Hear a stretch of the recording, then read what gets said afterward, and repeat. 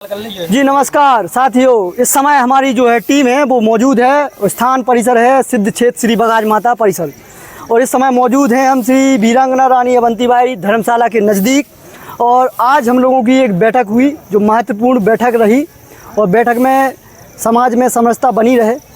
हाल ही में भारतीय संसद में नवीन जो संसद है उसमें महिलाओं के लिए आरक्षण वाला बिल जो है उसकी घोषणा होती है, लेकिन आज ओबीसी महिलाएं जो गाय गोबर करने का काम करती हैं उनको दरकिनार किया गया है। सीधा सा अनुमान आपको समझाते हैं और बताते हैं कि हिस्सेदारी क्या चीज़ होती है।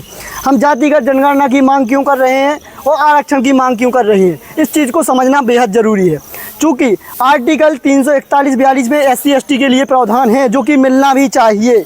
अब बात करते हैं आर्टिकल 340 अनुच्छेद 340 में, भारतीय संविधान अनुच्छेद 340 में पिछड़े वर्गों के लिए व्यवस्था है, जिसे मान लीजिए आपकी रजिस्ट्री है, लेकिन उसे लेना हमारा अधिकार है। और जो वर्तमान मौजूदा सरकारें पक्ष विपक्ष ये पिछड़े वर्ग के साथ आज तक अनदेखी करती आई हैं और राजनीतिक षड्यंत्र के तहत सिर्फ चुनावी मुद्दा बना लेते हैं, देते कुछ नहीं है।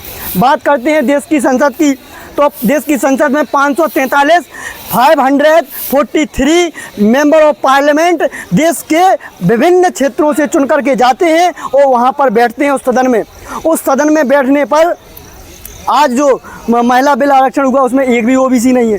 तो मैं तो देश में यही मांग करूंगा कि संख्या के अनुपात में हिस्सेदारी हो, जिसकी जितनी संख्या भारी उसकी उतनी भागीदारी। तो देश में 65% पिछड़े वर्गों की संख्या है, जिसमें लोधी, यादव, कुर्मी, काशी, पटेल, सुनार, तांगी, घोसी, तामुकार, सोनी, पाल, रेकवार और जो है इस प्रकार की जो जातियां हैं वो इसमें सम्मिलित हैं। और इसमें 65% की आबादी से 352 जो है मेंबर ऑफ पार्लियामेंट ओबीसी कर चुन करके जाएं और वहाँ उनके जो है अस्तित्व इतना आरक्षण हो। अब बात करते हैं मध्य प्रदेश चुनाव की, तो मध्य प्रदेश चुनाव में 230 विधानसभा सीटें हैं, जिसमें से 125 सीटें पिछड़े वर्गों के लिए सुरक्षित की जाएं। ये पक्ष की सरकार और विपक्ष, मतलब सत्ताधारी सरकार और विपक्ष, ये दोनों कान खोल के सुन ले।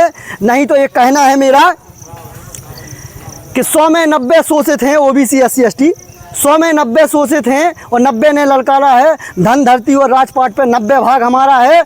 जो ज़मीन को जोते बोए वो ज़मीन का मालिक होए, जो ज़मीन को जोते बोए वो ज़मीन का मालिक होए।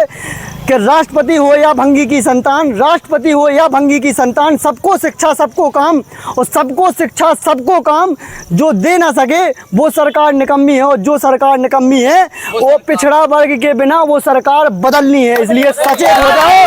हमारे माननीय, चूँकि हम अपने जाति लोधी लिखते हैं, लेकिन हमें जब कैटेगरी में पूछा जाता है तो हम ओबीसी है, इसलिए हम ओबीसी की बात करते हैं। इसलिए सरकारों से मेरा कहना है कि इस बड़े वर्ग को अनदेखा ना करें। ये जो अन्य योजनाएं आप चला रहे हैं ये बिल्कुल नीचे वाली योजनाएं आप ऊपर उठा रहे हैं, और जो बड़ा मुद्दा है देश का उसको 5वें 6वें 7वें नंबर लिख रहे हैं। चाहे कमलनाथ हो, चाहे शिवराज सिंह हो, चाहे राहुल गांधी हो, चाहे मोदी जी हो, ओबीसी मुद्दा देश का सबसे बड़ा मुद्दा है। इससे बड़ा कोई मुद्दा ही नहीं है।